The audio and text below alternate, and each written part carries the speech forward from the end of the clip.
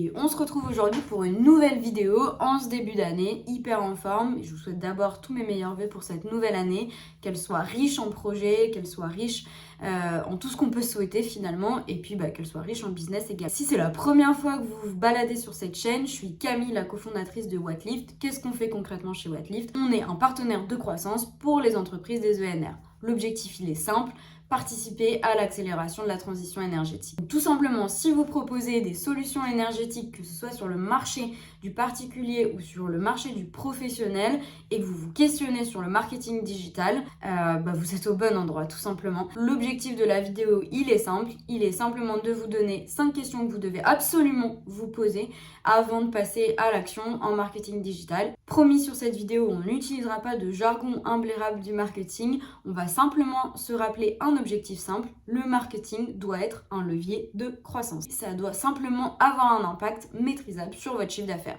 C'est vraiment la seule chose qui compte. La première question essentielle à se poser, c'est: quels sont mes objectifs business et comment je compte les atteindre? Je vous donne un exemple très simple.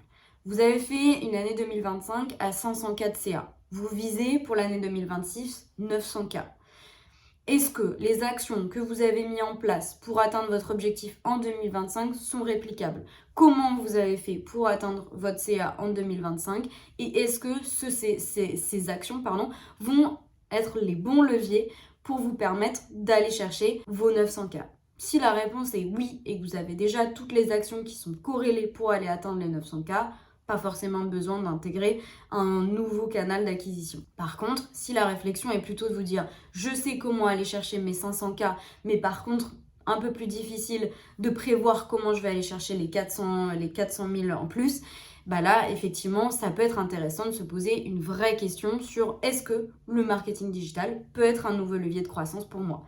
Et si oui, il doit être corrélé avec un objectif. Est-ce que c'est de faire 2, 3, 10, 15 chantiers de plus par mois? Est-ce que c'est de faire 100, 200, 300K avec le marketing digital? C'est vraiment de se poser ces questions-là. Et en plus, vous pouvez rajouter une question qui est essentielle pour moi, c'est: pourquoi vous voulez faire ces 900K? Ça va avoir quoi comme impact? Est-ce que c'est simplement un objectif parce que vous avez envie de faire mieux, mais globalement, ça va pas forcément changer la stratégie de votre boîte? Mais auquel cas, est-ce que ça vaut le coup d'investir du coup dans un nouvel outil?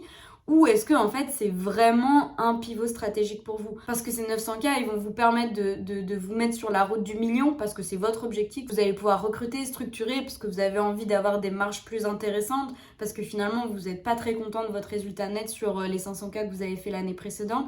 Quel est cet objectif? Pourquoi vous vous fixez cet objectif? Si vous avez une ambition réelle d'aller chercher cet objectif et que vous cherchez un nouveau levier d'acquisition, alors oui, vous pouvez commencer à budgétiser qu'est-ce que vous allez faire avec le marketing digital. Ça m'emmène à ma deuxième question qui est hyper importante.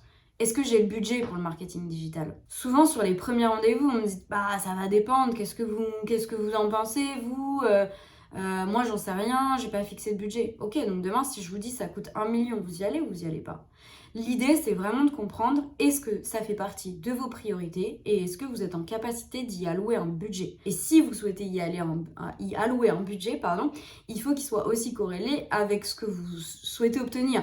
Typiquement, si vous vous dites: je vais investir 100 € par mois et ça va me permettre de gagner 5 chantiers, vous êtes hors sujet. Par contre, si vous vous dites: je cherche à faire 5 chantiers de plus, là, on va se poser la question de qu'est-ce que vous pouvez dimensionner comme budget. C'est un peu le même questionnement que, par exemple, vous avez une voiture à 3 000 € sur le Bon Coin qui a 250 000 km, qui n'a pas fait sa révision et qui, franchement, ne vous met pas du tout en confiance quand vous l'avez essayé, mais par contre, elle est à 3 000 €. Puis en face, vous avez une autre voiture qui a à peine 100 000 km, la révision vient d'être faite, les pneus viennent d'être changés, vous vous sentez bien dedans, et par contre, elle est à 8 000 €.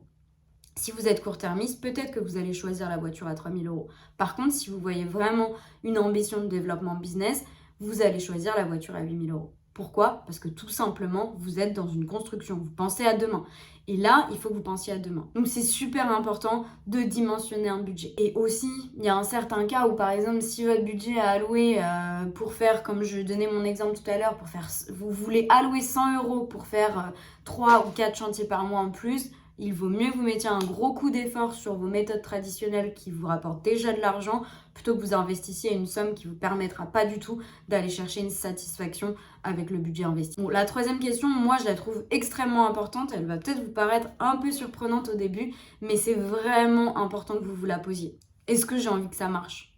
C'est vrai, il faut se la poser absolument cette question. Pourquoi ? Tout simplement parce que si vous avez trop de scepticisme, ça sera forcément un échec de la mission. Je le répète assez régulièrement, mais c'est un peu comme si vous étiez dans une situation où vous cherchez votre prochain commercial, par exemple.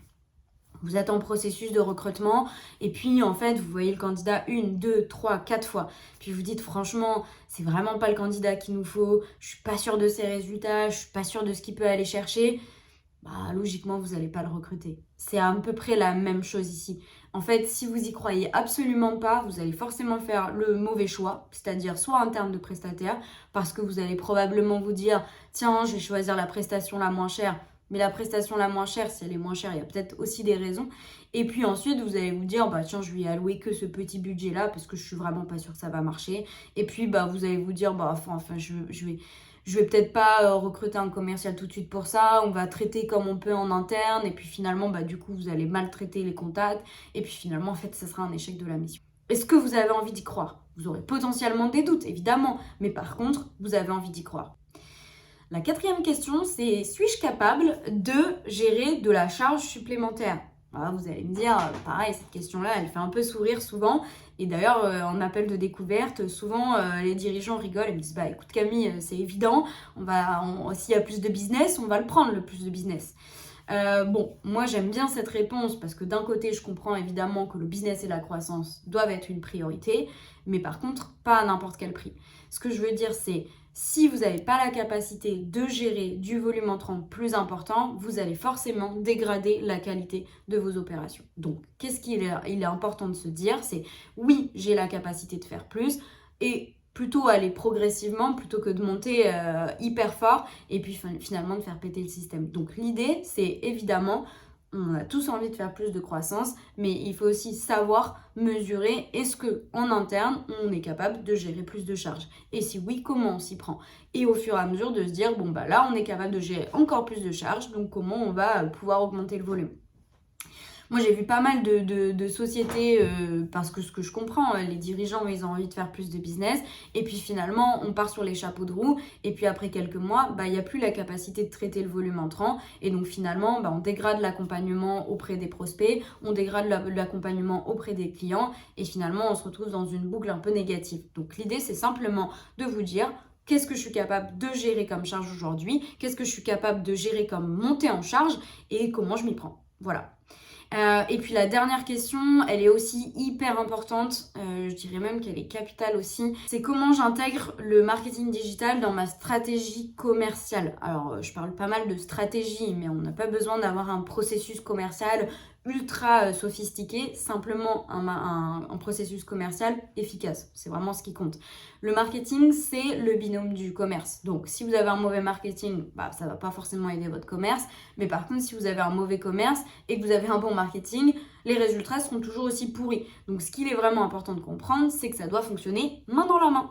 Et pour que ça fonctionne main dans la main, il faut que vous ayez déjà un processus en place qui doit être bien rodé. Pas besoin d'avoir une armée de commerciaux, pas besoin d'être le meilleur vendeur du siècle. C'est pas du tout ça. C'est vraiment un processus d'accompagnement et de suivi. Et pas d'inquiétude, si vous bossez avec nous demain, on vous accompagne aussi sur la démarche commerciale. Ce que je peux vous assurer, c'est que si vous vous posez ces 5 questions sérieusement, ça vous permettra de vous positionner sur oui ou non, ce levier marketing peut être intéressant pour l'année 2026. Et si c'est une réflexion que vous avez en ce moment, que vous avez des ambitions de développement fortes et que vous aimeriez vous lancer dans l'acquisition digitale, on peut très rapidement en discuter, diagnostiquer ensemble votre système actuel et vous proposer un plan d'action gratuitement sur les 3 prochains mois pour vous permettre d'actionner des nouveaux leviers de croissance ou d'optimiser la performance de vos leviers de croissance actuels. Et nous, on se retrouve très très vite pour une prochaine vidéo. À très bientôt!